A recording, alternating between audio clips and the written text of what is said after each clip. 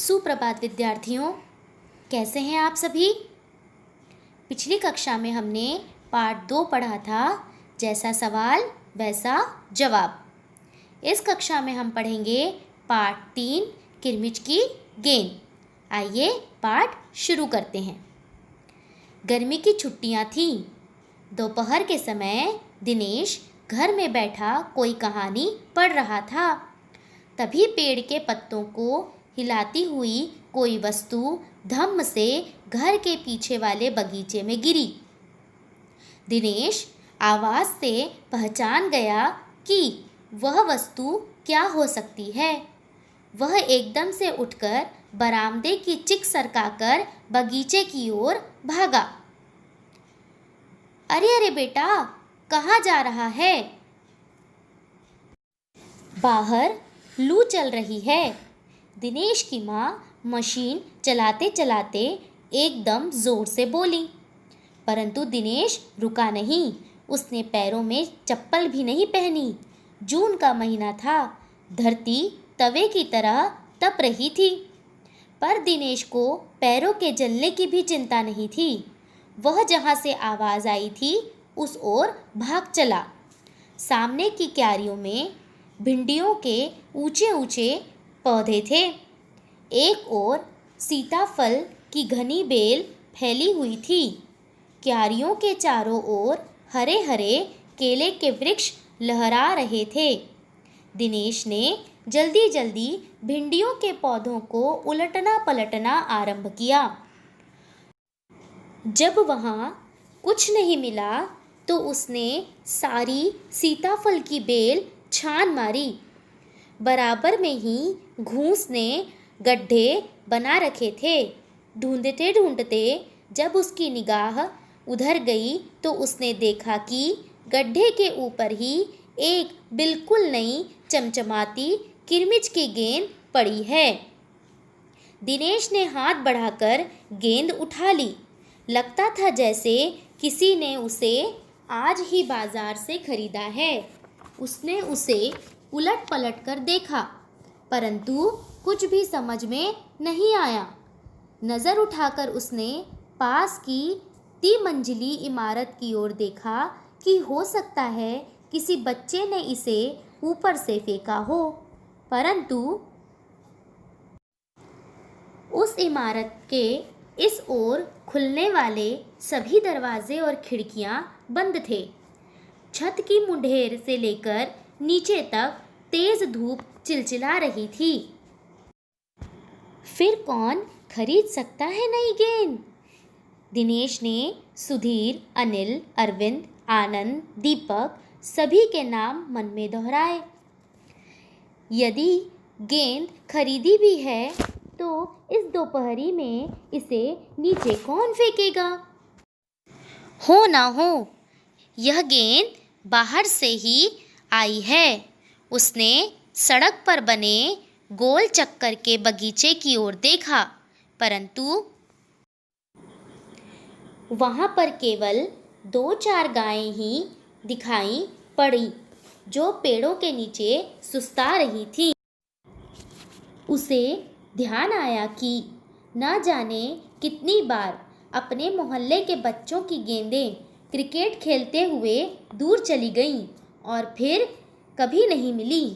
एक बार तो एक गेंद एक चलते हुए ट्रक में भी जा पड़ी थी। तभी भीतर से माँ की आवाज़ आई, अरे दिनेश, तू सुनेगा नहीं? सब अपने अपने घरों में सो रहे हैं और तू धूप में घूम रहा है। दिनेश गेंद को हाथ में लिए हुए भीतर आ गया। ठंडे फर्श पर बिछी चटाई पर वह लेट गया और सोचने लगा, भले ही यह गेंद मोहल्ले में किसी की ना हो, परंतु ईमानदारी इसी में है कि एक बार सबसे पूछ लिया जाए। गर्मी की छुट्टियां थीं। बच्चों ने खेलने की सुविधा को ध्यान में रखते हुए एक क्लब बनाया हुआ था।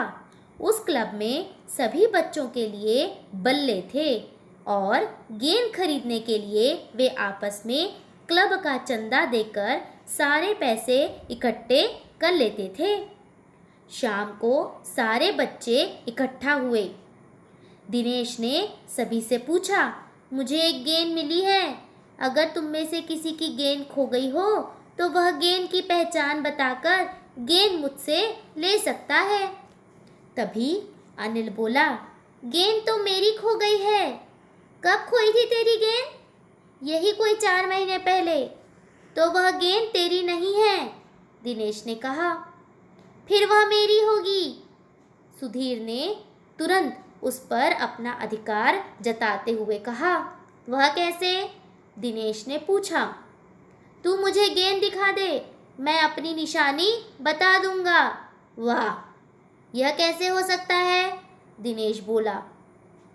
गेंद देखकर निशानी बताना कौन सा कठिन है? बिना देखे बता, तब जानूं। तभी ऊपर से दीपक उतर आया। दीपक अपना मतलब सिद्ध करने तथा अवसर पड़ने पर सभी को मित्र बना लेने में चतुर था। गेंद की बात सुनकर दीपक बोला, गेंद मेरी है। कैसे तेरी है? सभी ने एक साथ पूछा। कल ही तू कह रहा था कि इस बार तेरे पापा तुझे गेंद लाने के लिए पैसे नहीं दे रहे हैं। मेरी गेंद तो 5 महीने पहले खो गई थी, दीपक ने कहा। जब बड़े भैया की शादी हुई थी ना, तभी सुनील ने मेरी गेंद छत पर से नीचे फेंक दी थी। दिनेश अच्छी तरह जानता था कि यह गेंद दीपक की नहीं है। दीपक की गेंद 5 महीने पहले खोई थी और यह कभी हो ही नहीं सकता कि गेंद 5-6 महीने पड़ी रहे और उस पर मिट्टी का एक भी दाग न लगे। दीपक ने कहा, मैं कुछ नहीं जानता, गेंद मेरी है, वह मेरी है और सिर्फ मेरी है। अरे जा जा, बड़ा आया गेंद वाला, क्या सबूत है यही गेंद नीचे फेंकी थी? अनिल ने पूछा। दीपक ने कहा, हाँ सबूत है, मुझे गेंद दिखा दो, मैं फौरन बता दूंगा। दिनेश ने देखा कि झगड़ा बढ़ रहा है। गेंद हथियाने के लिए दीपक सुधीर और सुनील का सहारा ले रहा है। वह जानता था कि यदि गेंद दीपक के पास चली गई तो ये तीनों मिलकर खेलेंगे। अच्छा, मैं गेंद ला रहा हूँ, परंतु जब तक पक्का सबूत नहीं मिलेगा मैं किसी को नहीं दूंगा, दिनेश ने कहा। गेंद आ गई। दीपक उसे देखते ही बोला, यह मेरी है, यही है मेरी गेंद, यह लाल रंग का निशान मेरी ही गेंद पर था। वाह, सभी गेंदों पर ऐसे ही निशान होते हैं, अनिल ने दिनेश का साथ देते हुए कहा। दीपक ने फिर जोर लगाया, मैं अपने पापा से कहलवा सकता हूँ कि गेंद मेरी है। अरे जा, ऐसे तो मैं अपने बड़े भैया से कहलवा सकता हूँ कि गेंद दिनेश की है, अनिल ने कहा। कुछ भी हो, गेंद मेरी है, दीपक ने उसे धरती पर मारते हुए कहा। धरती पर टप्पा पड़ते हुए मेरी गेंद में से ऐसे ही आवाज आती थी। मेरे साथ बाजार चल, दुकानों पर जितनी गेंदें हैं सभी के टप्पे की आवाज ऐसी ही होगी। दिनेश ने फिर उसकी बात काट दी। अच्छी बात है, तो मैं इसे सड़क पर फेंक दूंगा, देखूं कैसे कोई खेलेगा। दीपक ने जैसे ही गेंद को सड़क पर फेंकने के लिए हाथ उठाया कि अनिल और दिनेश ने उसे पकड़ लिया। अब दीपक ने रुआंसे होते हुए अपना अंतिम हथियार आजमाया। बोला, या तो गेंद मुझे दे दो, नहीं तो मैं इसके पैसे सुनील से लूंगा। अब तो सुनील और दीपक का गुट मजबूत होने लगा था। तीनों का ही कहना था कि गेंद दीपक की है और उसे ही मिलनी चाहिए। दिनेश तब चुपचाप था। वास्तव में दिनेश का मन उस समय सबके साथ मिलकर उस गेंद को खेलने को कर रहा। वह बोला, अब चुप भी रहो, झगड़ा बाद में कर लेंगे, अपने अपने बल्ले ले आओ, पहले खेल लें। 5 मिनट के भीतर ही खेल आरंभ हो गया। दिनेश बल्लेबाजी कर रहा था। अभी 2-4 बार ही खेला था कि वह चमकदार नई गेंद एकदम जोर से उछली और दरवाज़ा पार कर सड़क पर जाते हुए एक स्कूटर में बनी सामान रखने की जालीदार टोकरी में जा गिरी। स्कूटर वाले को शायद पता ही नहीं चला। तेजी से चलते हुए स्कूटर के साथ गेंद भी चली गई। बच्चे पहले तो चिल्लाते हुए स्कूटर के पीछे भागे, अरे अंकल रुको, हमारी गेंद, हमारी गेंद। परंतु जल्दी ही वे सब रुक गए। वे समझ गए थे कि स्कूटर के पीछे भागना बेकार है।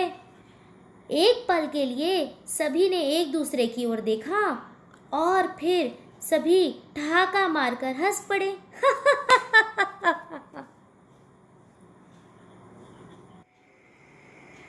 बच्चों, कैसी लगी आपको ये कहानी? इस कहानी को लिखा है शांता कुमारी जैन ने। इस कहानी से हमें यह शिक्षा मिलती है कि हमें आपस में अपने दोस्तों के साथ कभी भी लड़ाई झगड़ा नहीं करना चाहिए, बल्कि आपस में अपने दोस्तों के साथ मिल बांट कर खेलना चाहिए। हमारे पास जो भी खिलौने हैं उन्हें अपने दोस्तों के साथ यदि आप मिल बांट कर खेलेंगे तो आपकी दोस्ती और भी अच्छी हो जाएगी। आप इस पाठ को अपनी पुस्तक से एक बार और पढ़िए और समझने का प्रयास करिए। आज की कक्षा में बस इतना ही। अगली कक्षा में हम एक नई कहानी के साथ पुनः मिलेंगे। धन्यवाद।